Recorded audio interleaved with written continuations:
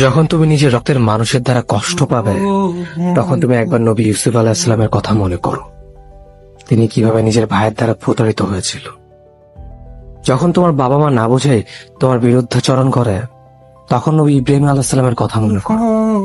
তার বাবা তাকে আগুনে নিক্ষেপ করায় ভূমিকা রেখেছিল। যখন তুমি সমস্যা থেকে পরিত্রাণের জন্য কোনো পথ পাবে না, তখন ইউনূস আলাইহিস সালামের কথা ভেবো। তিনি কতটা সময় তিমি মাছের পেটে আটকা পড়েছিল।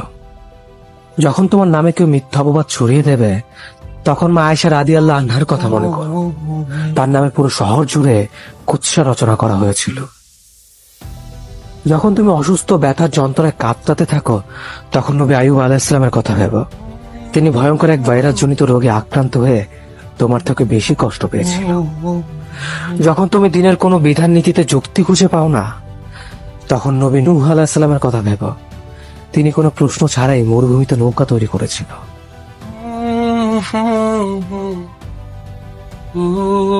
যখন তুমি আত্মীয়স্বজন, পরিবার, বন্ধু বান্ধবের কাছে হাসির পাত্রে পরিণত হও, তখন তুমি শেষ নবী হযরত মুহাম্মদ সাল্লাল্লাহু আলাইহি ওয়াসাল্লামের কথা ভেবো। রাসূল সাল্লাল্লাহু আলাইহি ওয়াসাল্লাম বলেছিলেন, সবচেয়ে বড় পরীক্ষা দিয়েই সব থেকে বড় পুরস্কার আসে। যখন আল্লাহ কাউকে ভালোবাসেন, তখন তাকে পরীক্ষা করেন, এবং যে এই পরীক্ষাগুলো মেনে নেয় সে আল্লাহর সন্তুষ্টি অর্জন করে। আর যে অভিযোগ করে সে তার ক্রোধের পাত্র হয়। হে আল্লাহ, তোমার কথা মনে করা, তোমার প্রতি কৃতজ্ঞ হওয়ার এবং তোমার ইবাদত করার তৌফিক আমাদের দান করো। আমিন। যেভাবে তুমি সন্তুষ্ট হও সেভাবেই আমাদের পরিচালিত করো।